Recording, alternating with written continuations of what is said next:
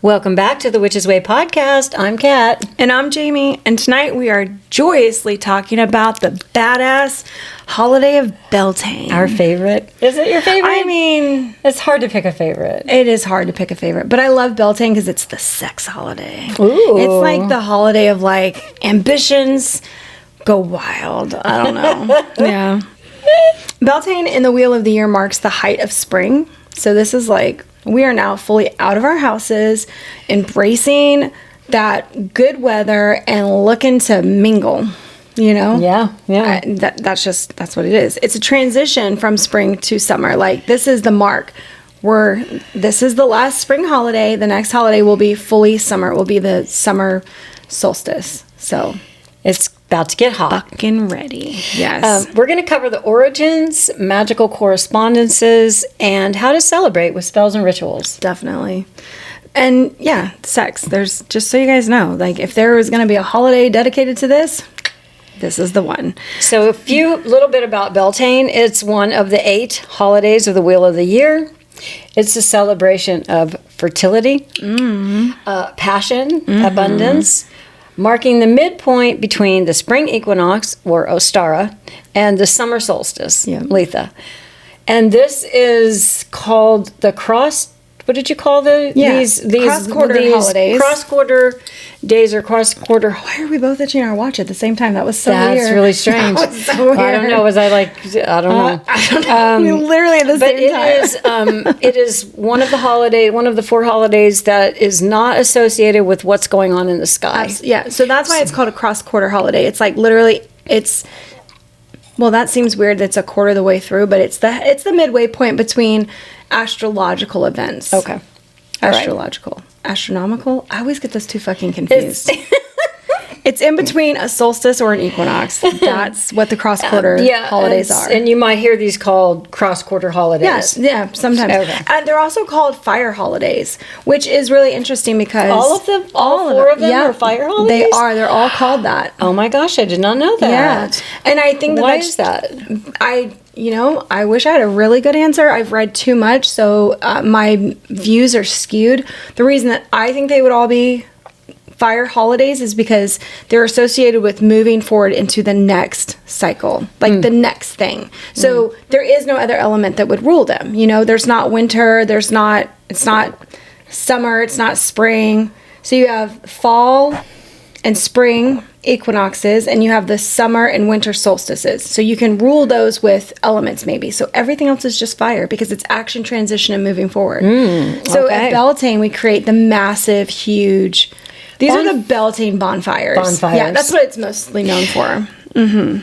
Yeah, so what exactly is Beltane? Like, let's just get into a little bit of history, okay?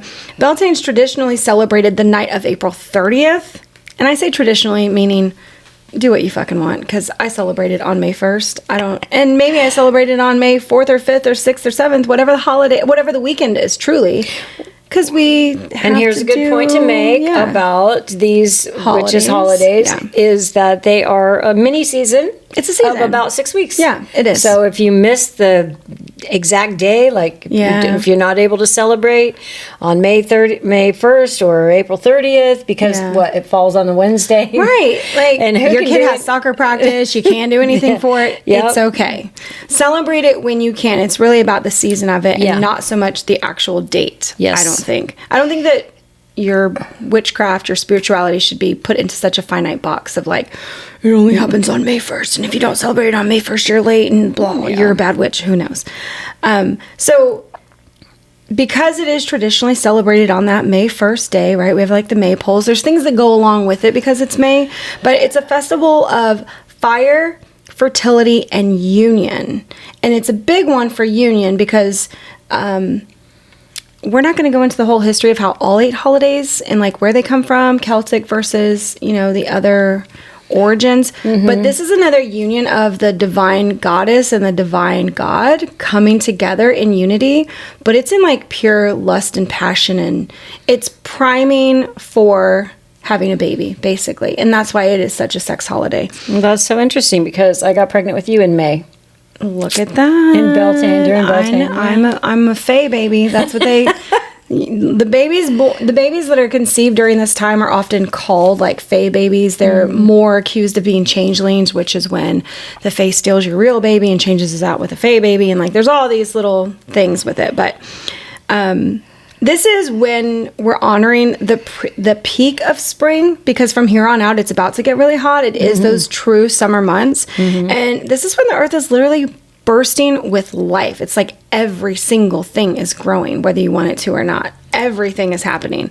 Flowers are in full bloom. The days are getting longer. Like we're getting up to that point of the summer solstice, the longest day of the year. The longest daylight of the year. The longest day of the year. So in celebration, well, it's a celebration of the union. This is an important part of it, because when they do if you go to a place that actually celebrates Beltane, they'll have the May Queen, and then they will have her like walk out. She's basically... Was that the one you went to? It is, yeah, in Scotland. Was that last year? Was last it 2 years? Yeah, no, I think it was just last year. Gosh, yeah. It feels like a distant memory. I know, right?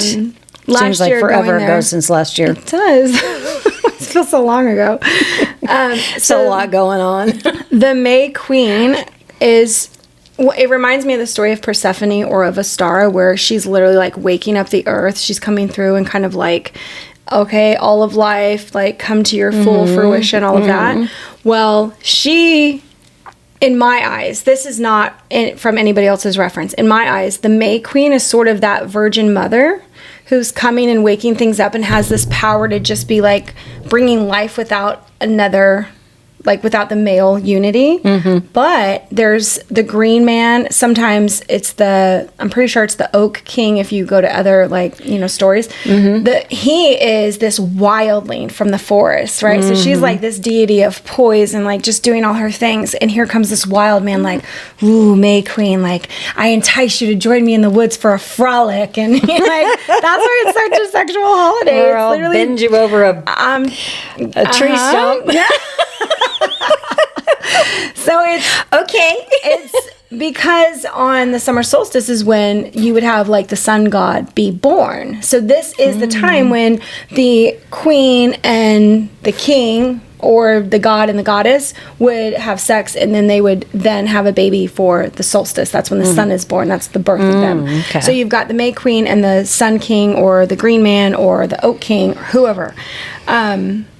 I totally lost my train of thought because I just keep envisioning the whole thing of it, and the plays and all of the different stories that go along with this. There's so many versions because everybody wants to envision this in their own way, in their own fantasy, right? That's kind of what it's about. Yeah. But I will say that if you are interested in the fae and the fairies, this is the holiday for fae and fairies. Beltane is known as like that fairy holiday. Just putting that out there. It represents, like Jamie already mentioned earlier, a time of action, the fire element. The fire a moment element. to fully embrace the energy of life, love, and potential before the peak of summer. Yeah. It's like the bachelorette party before you get married. Yeah, it is. It's like, okay, so one of the stories... So this is the time we're doing all the... And then all we get getting out there and like, ooh, what tickles your fancy kind it's of thing. about sex. It really and is, yeah. definitely about a lot of sex energy. A lot of sex energy, a lot of passion. See, I don't associate this holiday with love. People say love, but I'm like, love to me is like commitment. Beltane is not about commitment. It's about finding your passion and like following It's that about through. getting down and dirty. It's about procreation. Yeah. You know, so that Making doesn't require babies, love. or practicing making babies, even if you don't want to make babies. This is when the May Queen and the Green Man, which you already mentioned, meet and come together, symbolizing the sacred marriage of earth and sky, and ensuring fertility and abundance. Yes. This is where they seal the deal that it will be summer. So when the May Queen is coming out in the ceremonies and the Green Man is like enticing her to go on a little romp, you know, she kind of wants to stay in her own power, but she also wants like the fertility of the land. So they need that union in order to create all the blessings. Yeah. This is a holiday that truly honors the divine masculine and the divine feminine. And I believe that. I think that there's just two parts of it, but the female has the power to accept or deny. And when you do the ceremonies, that is the dance that he does in front of her, like showing his worth, showing his moves. Like, he's the peacock. He's like, come on, baby. Like, look what I got, you know? And she's in all her poise and wiseness and like knowing what she's capable of. She either accepts or doesn't, but of course everybody wants her to accept so we can have summer. Yes. Because if not, we'll kind of stay in this like... This is such a cool story. I love this. It's fun to watch. So, did you get to watch any of the dancing and the moves? Yeah. Oh, yeah. And he has like these heathens, these sexual heathens that are half dressed, and like they're all painted red because red is that color of like passion and fire and coming at her, and she's dressed in more wintry colors or, you know, spring. So they're the light pastels, and he's dressed in fire and passion and like earth and wood and like, I don't know, kind of macho-ish. Yeah. Masculine. Dark, yeah. Masculine energy. The dark paints, yeah. So she feels like, when you're watching it, she feels like the light and he feels like the dark, and they come together in the union.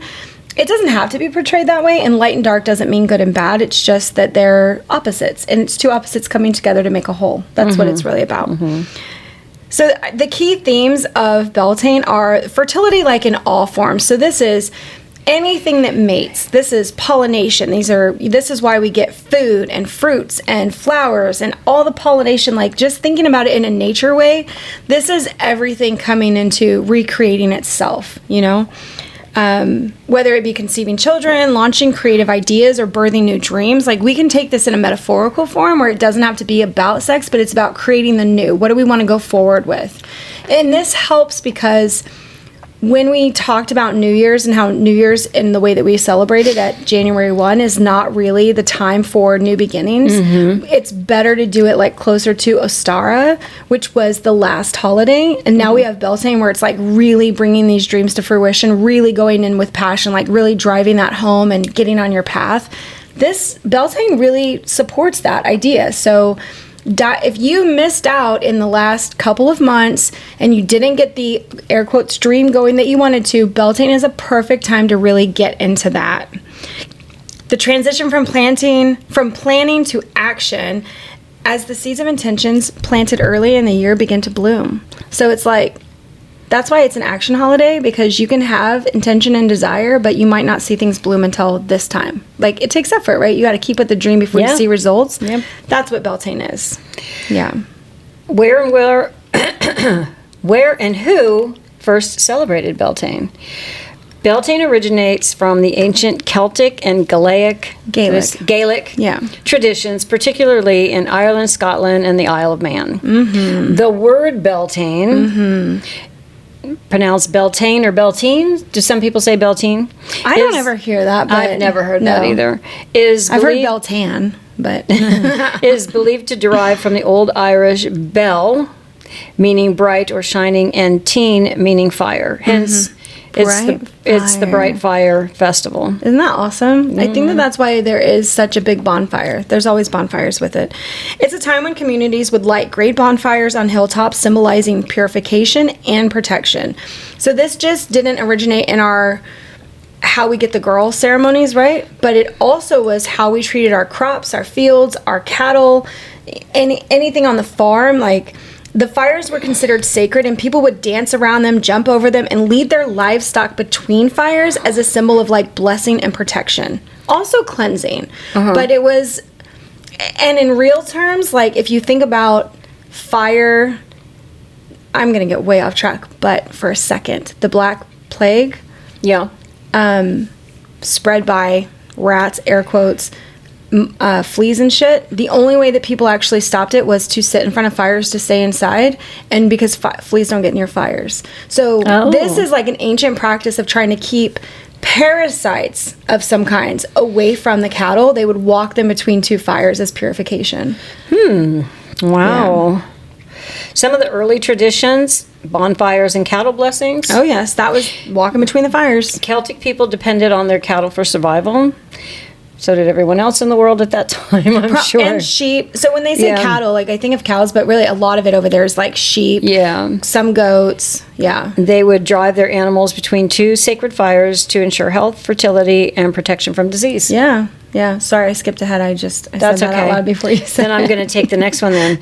Hand fasting ceremonies, which is what you did for my wedding. I did. Such a beautiful thing. Yeah. Beltane was a popular time for trial marriages. It means you commit to people before you have, like, okay, so there's a problem when two people get together and then don't conceive. You're allowed to go and marry other people. There was not this, like, you have to stay together forever. Okay. If you can't conceive, if you can't conceive children. Because they weren't really married. You didn't go down and get a marriage license. Yeah, it was just like, we're joining in union for this Beltane. Give it a year, and if you have children, it's set. And if you don't, you're the next Beltane, you would then go seek new partners. So the trial marriages they had, they were known as hand fastings. Couples would pledge themselves to each other for a year and a day. What does that sound like? Wiccan. Yep. After which they could either officially marry or part ways. And usually it was because of children. That. Yeah. So hand fastings were like promise rings. Well, and you know what? The thing about it is these traditions come from a time when having children was really important. It was really important because you needed people.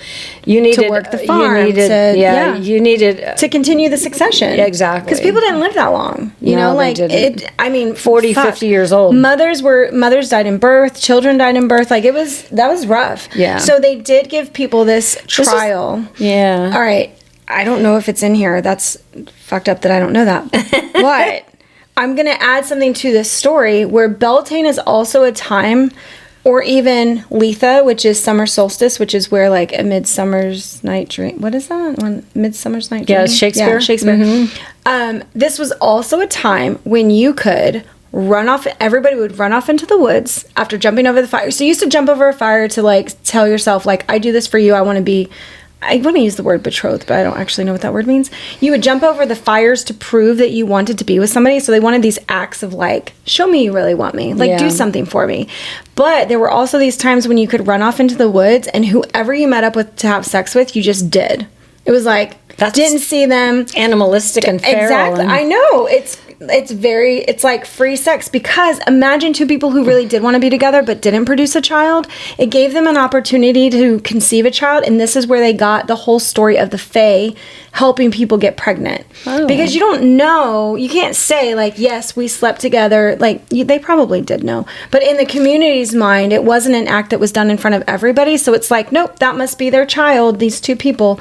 So you could get pregnant during this time without embarrassing, like your husband couldn't give you a child, or whatever. Right. So it was just another way to procreate, embrace fertility without calling people out for being sterile. I guess that's the best way to say it. Yeah.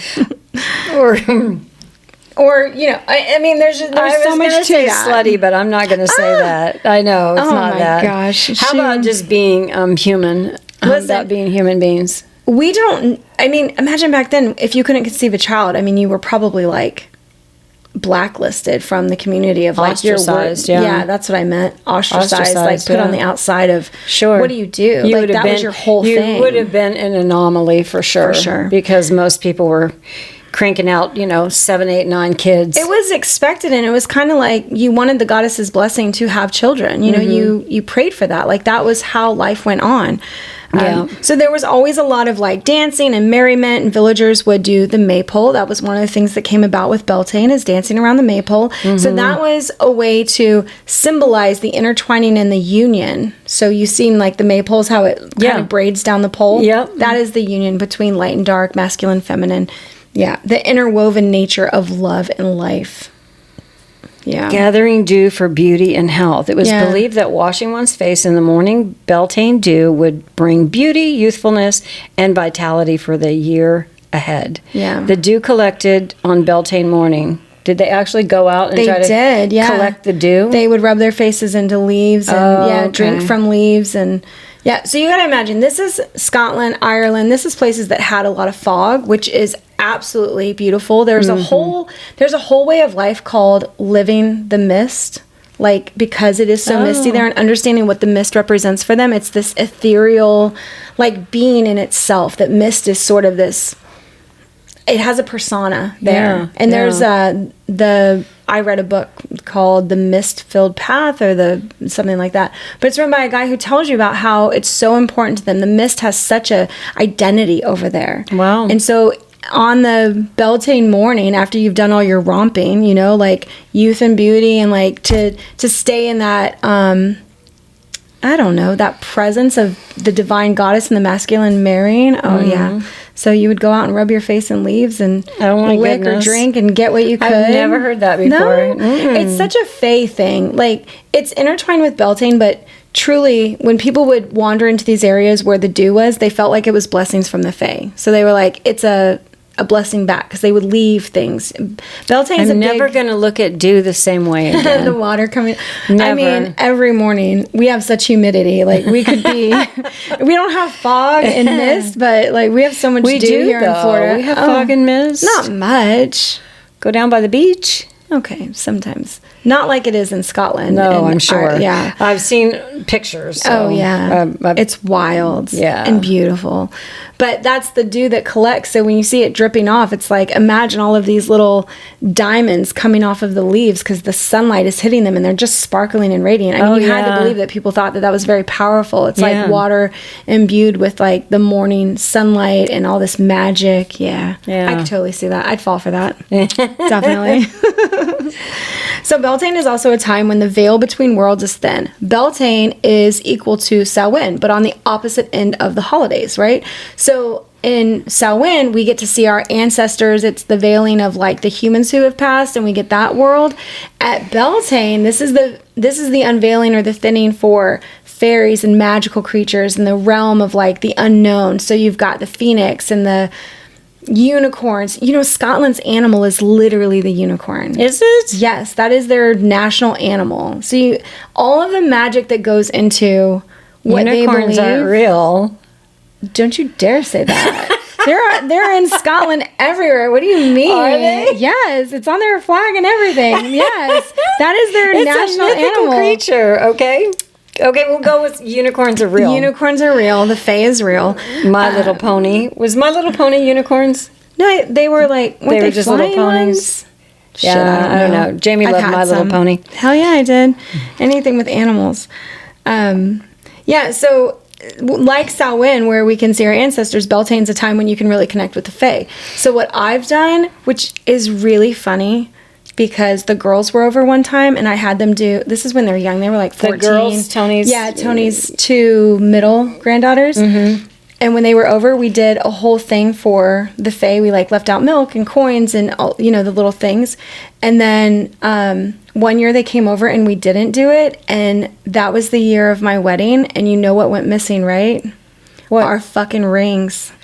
That's Mine right. and Tony's wedding rings went missing that year because you didn't honor the fae. I know. And the girls said it. They were like, "You didn't do your Beltane ritual." I was like, "Don't remind me." I know it was I was planning a wedding. It was I had a lot going on. So our wedding rings disappeared. My veil was gone, and my belt that went with my wedding dress. I was left like bare boned. Yeah, I remember. So we got married with one of Tony's rings that was given to him by his grandfather, and then I used my engagement ring. So like I had my engagement ring, but I had my wedding band, and we found them 6 months later, all together. Everything was together in a fucking bag in my downstairs basement. Like somebody placed it there. It was so wild. I'm like, everything was together. If we had found that one thing, we would have had all of it, but no. So that's what happens when you fuck with the fae. So make sure you make your offerings to the fae. Milk, honey, and bread. Yeah. To ensure good fortune and that you don't lose your wedding rings and veil. If it's an important year, just make a fae offering and ask them for it. Because that's the thing, is they're known for being like very mischievous and intervening and stuff. I know. Yeah, that happens. So now that we've explored the rich history and connections of Beltane, let's dive into the symbols and magical correspondences that make this holiday so powerful. So I think the symbols, correspondences, and the magic of Beltane is really about the fire as the main element. So if you just have a fire, if you light a candle, like, boom, that can be your Beltane thing. I don't want you guys to think you have to do a whole big production and have a 5 foot are tall there colors bonfire associated with this? Because it's spring. I mean, we're wearing flower crowns. Yeah. So, you know. I would say anything that's like love, passion, sex. So I think of the chakras for this. So you've got your root chakra, because this is all grounded in like being here, being present on earth, like our bodies, everything. But then you would have green for the heart and growth. And also you could even do, I mean, pink would definitely be there. Yellow for the vitality, for sun, for bringing in that solar magic. Yeah, anything related to fire, I would say is good. But also add a little bit of green, because this is definitely about everything growing. There's growth there. Yeah. Ribbons are a huge thing for me. When I make the little maypoles for my garden, and they lasted like 2 years. I just bought regular ass ribbon at Michael's probably. Yeah. And dowering rods? I don't know what they are. They're craft Dowels. rods. They're just called dowels. Yeah. I taped them to the top and I put them in my garden, and they lasted forever. I mean, I remember those. Oh, yeah. Do you remember when we made those wreaths and then we hung ribbons? Was that also for Beltane? Was that also for Beltane? Also for Beltane, yeah. So I want you guys to remember that this being fire, solar, like anytime you want to represent the sun, circles represent the sun. So doing a wreath of any kind and then adding ribbons or greenery or any message to it is a symbol of the sun. And so that is also helpful. Yeah. So the focus of the celebration is love, passion, creativity, and union. Honoring the sacred marriage of the earth and the sun is also an important element of this holiday. It's an ideal time for personal growth, fertility in all forms, and stepping into one's power. Yeah, absolutely. I think that that's where I like the story of the May Queen so much, is because she has the power to say yes or no. Although everybody's urging her to say yes so we get summer. That's sort of her job, right? Is like to bring summer on. But I just love how much power she holds over the whole kingdom. Be like, oh, you guys want to live or die? No, not really. Maybe not die, but like she's in her own element. She doesn't need the man, but she wants the union because it's good for all. Like she sort of commits because it's like, this will continue the life cycle. Because if she didn't choose to be with the man and there was no union and the son didn't get born, then where would we be? Like life wouldn't continue. So I like the power that she holds for that. The magical workings for Beltane, it's like any love spells you guys want. And with love comes passion, but also like really deep connections. Make it meaningful, I think. For Beltane, it's like, what I think of is love at first sight. You know, where you can meet somebody and be like, I feel something. Have we had another life together? I feel like we did this before, maybe. Like, let's do it right this time. Or, you know, let's make it better. When you have those deep, deep connections, I feel like Beltane's really good for that. There's also definitely an element of protection for the season to come, because summer can be harsh. Lots of direct sun, like the burning of things. It can be too much fire energy. So you want to do protection from illnesses or bad crops or too many bugs or whatever you think could go wrong during summer. So using fire and smoke as protection are also great during this time. And then, of course, manifestations and rituals for abundance, for creativity, for joy. Get out there and, you know what I think of is sidewalk chalk. You know how we like sidewalk chalk all through the summer? You would just see these beautiful creations on the, just all the colors that kids do. I love sidewalk chalk so much. I love seeing that. I love buildings painted in, you know, colors and stuff. Yeah. That's all part of like the magical workings for Beltane. Just get out there and like create some shit. So with all this energy building, you're probably wondering, how can I celebrate and harness the magic of Beltane in my own life? Let's talk about simple rituals, offerings, and spells to make this fire festival truly special. Yeah. Rituals, offerings, and spells. So I would think of small rituals for Beltane, like if you have a chimney, which we have. I was thinking, you know, is this where campfires came from? I'm just like, did campfires come from this or bonfire? No. Bonfires, but any kind of fire. Any kind of fire. These are community fires, though, too. I mean, if you have a community, it's about community. It is about unions. It is about getting together. So whether it's friendships, married couples, single people. The three of, is it the Three of Cups celebrating? The three ladies celebrating, is that kind of like a representation of Beltane where they're dancing? Is it it's the three of, am I thinking of the Three of Cups? Yeah, where they're all like this. Yeah, they're all holding up cups. Yeah, and there's a gate behind dancing them. around. Yeah, it's welcoming the victor back. Yeah. But there's also the Three of Wands, which is in my deck, it's the three birds on a branch that's like friendship, good times, joy, love, laughter, right? Like three best friends celebrating together. Community and celebration. Celebration and community. It's about good. It's about honoring what you have and your deep connections and your true friendships and like being together during that time. Yeah. So, okay, the jumping over the fire thing has always got me. It's one of the first stories I ever heard about Beltane is that men would jump through fires for women. I'm like, yeah, prove you fucking like me. Like, I don't know why. It always seemed like girls had to seek out guys, like, oh, you got to get the guy kind of thing. But what, like, we're still there today with that nonsense. God, you know what? Fuck. I did ask Tony out. Damn it. I was thinking like, no, that didn't happen with me. Nope. I asked him out. He wasn't sure. So anyway, okay. But jumping over a candle or a fire, and this is for like purification and new beginnings. So say you want to symbolize a new start in your life. Maybe you've had a breakup, you've moved, you got a new job, anything. You could literally have that symbolic jumping through the flames to show your commitment to this new desire. It might seem weird to jump over a candle, but it's symbolic in those ways. Yeah. It's very symbolic, yeah. But it's also for like purification. Get rid of the past. Burn off that old shit. I like to throw stuff in fires, like written on paper. I love to burn things and say intentions. The one year we just threw a lot of shit in the fire and just said stuff because I had like a lot of scrap paper from one of my crafts. I'm like, all right, let's burn this. And we just, every handful of paper, we said something else of like what we're letting go of and getting rid of. Perfect example. It doesn't have to be super thought out and organized. It can be chaos. Some of the offerings and honorings of the season are like leaving milk, honey, or mead for the fae. Oh, mead. Creating a flower or herb offering on your altar. Absolutely. Making love or passion-infused meal. Making a love or passion-infused meal with seasonal foods. Yeah. So what did you mean by making a love or passion-infused meal? Because you've got love and then you've got passion. They're not the same.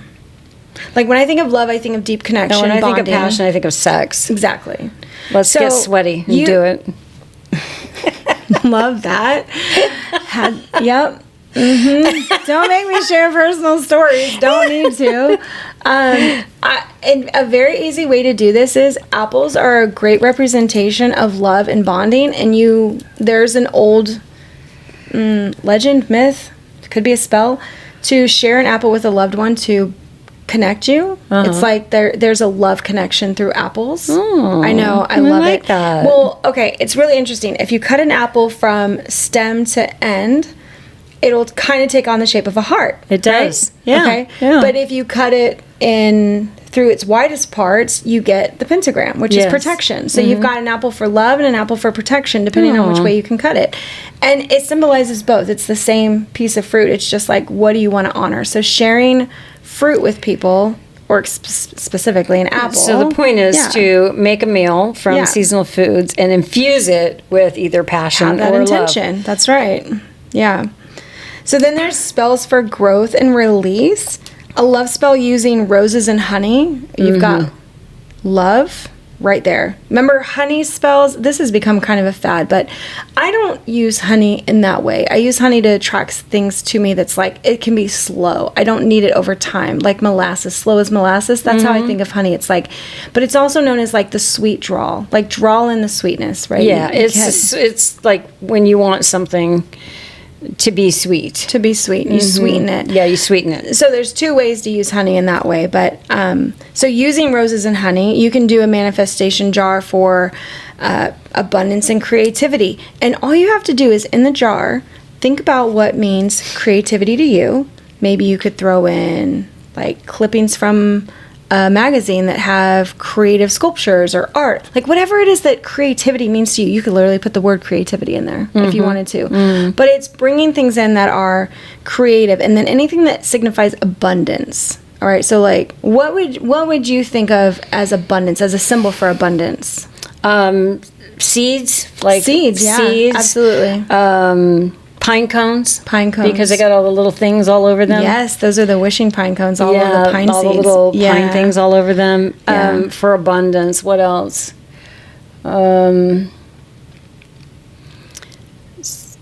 I can't think of anything. What else? I know you got like 10 other things. Your seeds answer was like more than accurate. Like any seeds that you want, because you can buy seeds for $3 to $5 and then throw them in the jar.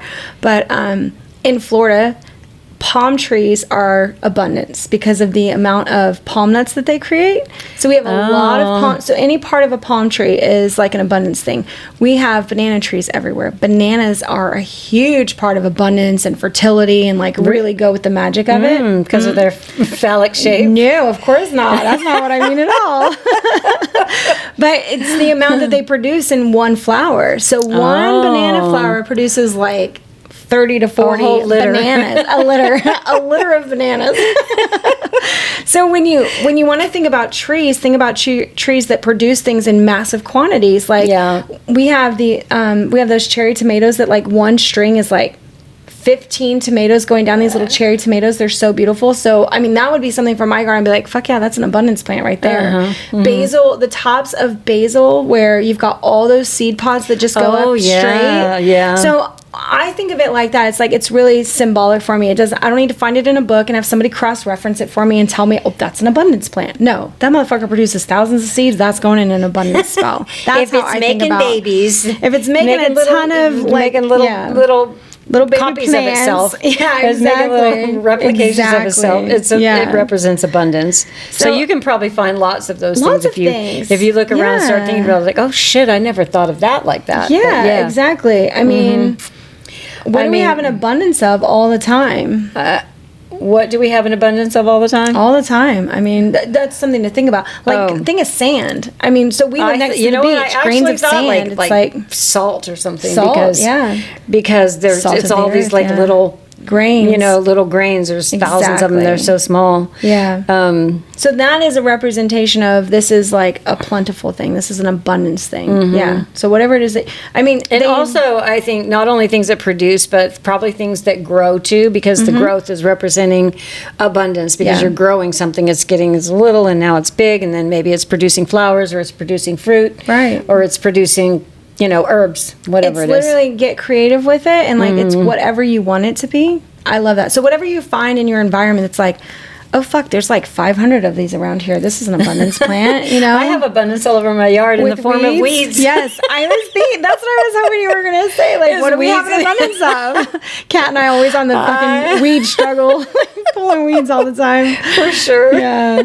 So, and lastly, like a really simple thing to do is to write down your intentions or your manifestations on a piece of paper, and then burn them in your air quotes Beltane fire, whatever that looks like. It could be your candle, it could be your chimney, it could be a outdoor barbecue, it could be whatever you want, but like burning that within the fires of like, this is going up to, and you can think of fire not as a destructive force, but as action and transformation. So that's where I think and as fire. It burns up, it's going out and sending that energy. Yeah, that's exactly. Right. Yeah. So the best areas to focus on during Beltane: growth.